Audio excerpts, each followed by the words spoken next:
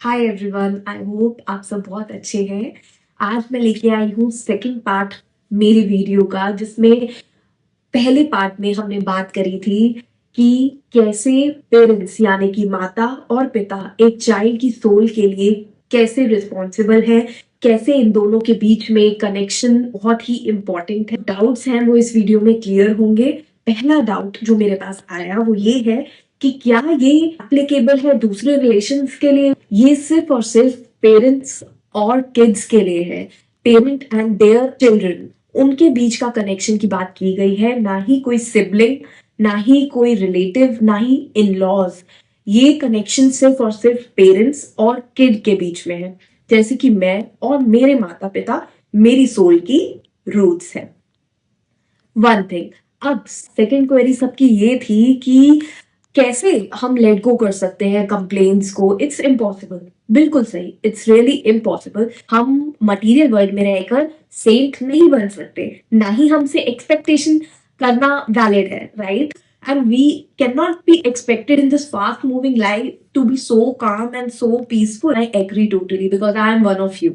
तो यहाँ पे लेट गो का मतलब ये है, for example one of your parents is very aggressive from the childhood, you are facing that यार इनमें एंगर इशू है, they are not able to control their anger, right? Just for example. So आपको लगेगा यार मेरे को तो इस चीज से बहुत परेशानी है बचपन से, how can I adapt this as an skill? Anger से मैं क्या स्किल लूं?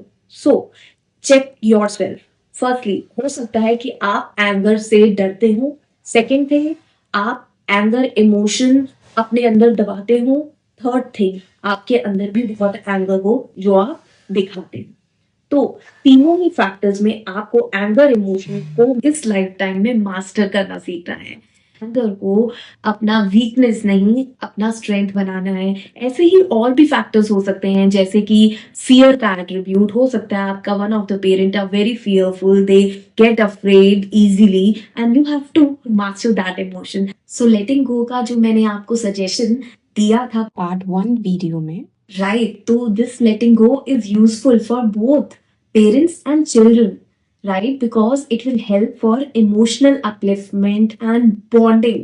The mutual bonding will grow, and also your mental, emotional well being will be better if you do not hold on to the emotions or grudges from within. Because love is the place for your heart and not the grudges to hold on, right? The feeling of love should be above than the feeling of grudge or disagreements or open discussion, individual preferences को सुनना, openly healthy boundaries create करना, giving the space for the changing times को adapt करना, accept करना कि that there might be difference in the generations and their perceptions, their thoughts. I hope you find this video helpful and you must have learned something or the other.